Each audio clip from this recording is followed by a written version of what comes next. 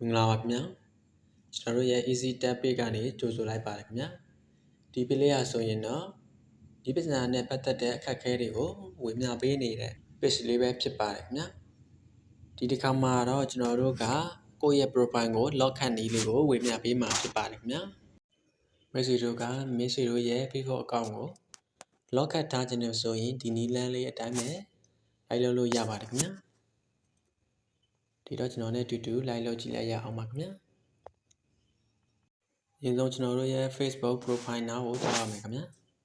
profile နားသွားပြီးရင်ဘေးကအဆက်30ကိုနှိပ်လိုက်ပါမယ်ခင်ဗျာအဆက်34နှိပ်လိုက်မယ်ဆိုရင်တော့ကျွန်တော်တို့က profile ကိုပိတ်ထားရန်ဆိုတာလေးကိုတွေ့ရမှာဖြစ်ပါတယ်ခင်ဗျာဒါဆိုရင်တော့အောက်ကအပြာရောင်လေးကို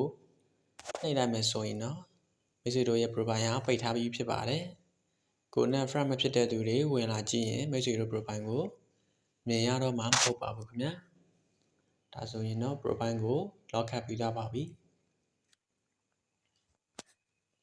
ဒီတော့ဒါကိုပြန်ဖွင့်ခြင်းနဲ့ဆိုရင်တော့စောနာနေတိုင်းပဲအစလေး30ကိုပြန်နှိပ်ပြီးတော့ lock ကိုပြန်ဖွင့်ရန်ဆိုတာကိုနှိပ်လိုက်မယ်ဆိုရင်အရင်တိုင်းလေးပဲပြန်ဖြစ်သွားမှာဖြစ်ပါတယ်